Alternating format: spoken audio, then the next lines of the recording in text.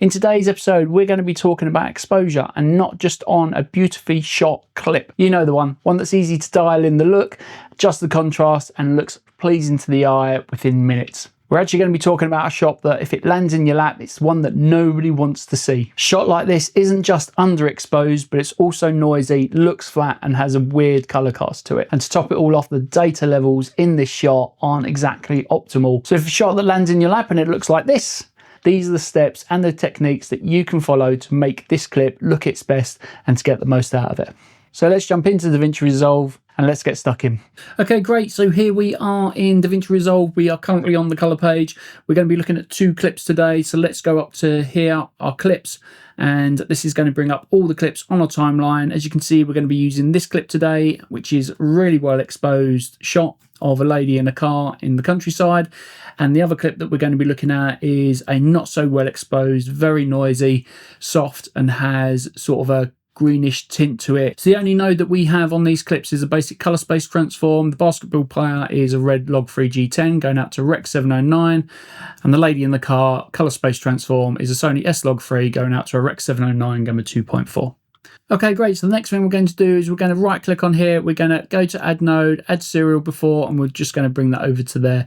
And we're going to add a few more nodes. So right click, add node, add serial, and then we're going to do that one more time, add node, add serial. So we're just going to label these. We're going to right click, add node label, and this one is going to be our exposure. This one is going to be our contrast.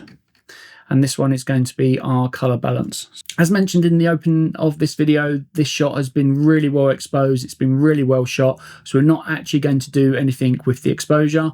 However, we may come back to this, but let's move across to the contrast. So now that we're on the contrast, we're going to use the contrast and the pivot, which are just here. So we're going to go to the contrast and we're going to dial that up. And if you look at the scopes just over here, you can see this moving. Let's roll the contrast up to about there, maybe a little bit higher. And now we're also going to go to the pivot and we're going to roll that to the right. And you can see there on the scopes that that is compressing, but we're also adding a bit more contrast to this image. The one thing I do want to highlight is that the highlights have compressed a little bit too far for my taste. So we're going to go to the exposure node and we're going to roll up that gain slightly. Also want to go to the gamma, just bring those mids down a little bit, back to the gain. So it's that dance between the lift and the gain, and just roll those up. So let's turn these 2 nodes off and on, and you can see that we've really brought this image to life. However, it's still looking a little bit flat in terms of color and saturation. So this is the next thing that we're going to tackle. So we're going to go across to the color node over here. We're just going to go across to the lift and we're going to bring that over across to the yellow and then up. And now we're going to go to the gain and we're just going to do the same thing again. Now, because we've brought the lift and the gain over towards the warmth here, we're going to need to counteract that with the gamma. So let's just grab the gamma and let's just pull that across to the cyan. Not too far, because we still want to look after those skin tones and make sure that they're nice and vibrant. So just want to turn this off and on just to see where we're at.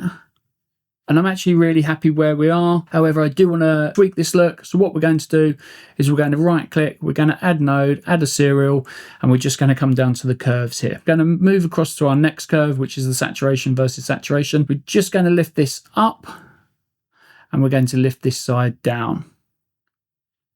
And maybe we're going to take about here and just bring that down a little bit more so we've got a beautiful curve. So let's just turn that off and on. You can see this image has been brought to life. And you can also see that we've taken care of these hues which are overly saturated. So I'm really happy with this look, but as you can see, it's really easy to dial in a beautiful look on beautifully shot photography. So let's move across to our next node. So let's go up to the clips here. Let's go across to this node. So let's show you the tools and techniques of how to deal with a shot like this that is really soft, underexposed, noisy, and is looking quite flat. So let's click up here. Let's turn the timeline off. So let's go over to the node. Let's right click. Let's add a node and add serial before, and we're just going to slide this across there, and we're also just going to do that a couple more times just to add a few more nodes. Okay, fantastic. So the first thing we need to do is we need to look at the image. So let's just play that through quickly. You can see here, if we zoom in, very noisy. So let's just go back up to here. Let's press that to fit so it fits back in full screen, and let's roll this back. So the first thing we need to do is we need to fix the noise. So I'll always put noise reduction towards the end of the node tree. I like to work on the actual image itself with the creative decisions and the tools that I use, and then I like to smooth all of that out. And let's go over to our noise reduction area, which is over here. Now we could use temporal noise reduction, but what this does is it takes however many frames either side of the frame that you're on and does an average of those frames of the pixels to see how noisy they are. Because this is an action shot with basketball, it isn't the best one to use. So let's head over to the spectral noise reduction. Now the beta used to be really good in previous versions of DaVinci Resolve. You used to be able to uncouple this, but now that you can't, does mean that AI ultra noise reduction is the best flavor of noise reduction at time of recording. What we need to do is we press that, and then in order for it to work, we need to press this button down here, which is Analyze. So we're going to click Analyze, and a little box pops up, and then just hold it over the noisiest part of the image, which I feel was just under the gentleman's eye here. Really important to note, AI noise reduction is so heavy on your GPU. I mean, I've got a Mac M2 Ultra and it still struggles. So either cache this node or turn it off, but make sure you turn it back on before you render. Just quickly, guys, if you are getting anything out of this video, if you could hit that subscribe button and drop me a comment, reply to it as soon as I can. Thank you. Okay, great. So let's just move this forward, see if we can get a better frame. So let's maybe go to about here. Let's just turn this off and on, and you can see all of that noise around here in the shadows has cleaned up. However, I am conscious that this shot is a little bit on the softer side, so we're just going to take this node, we're going to scroll it across to here, we're going to right click, we're going to add a node and add serial.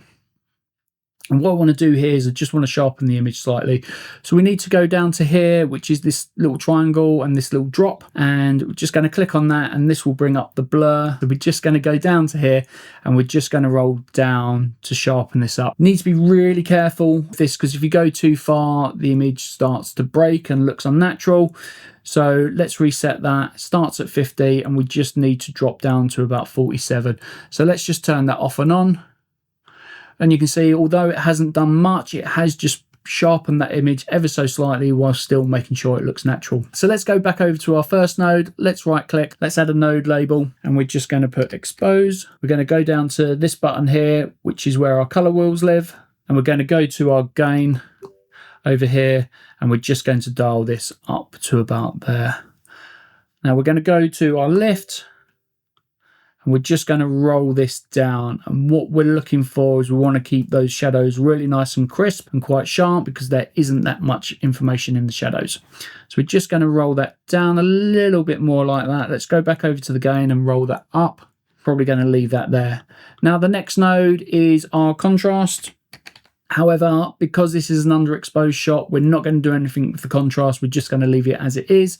So now let's go over to here, and let's go to the node label, and let's just call this color. Now there is an eyedropper tool down here, which is called white balance. So I don't use this as DaVinci Resolve's intended.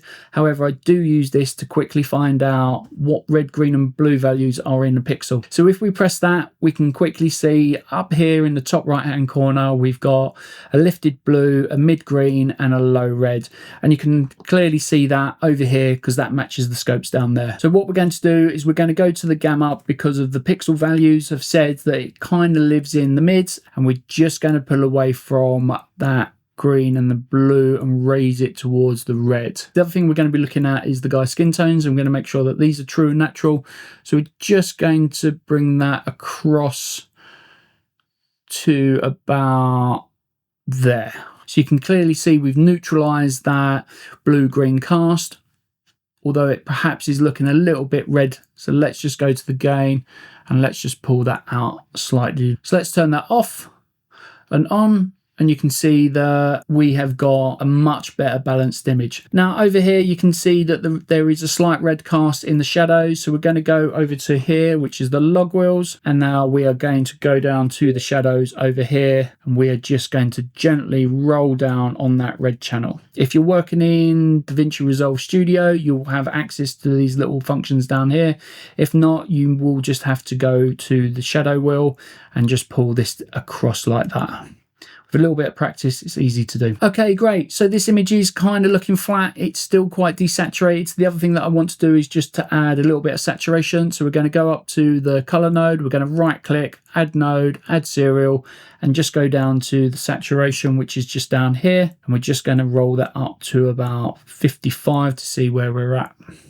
So let's just turn that off and on. It isn't doing much, so let's push that a little bit further. So let's go to 63.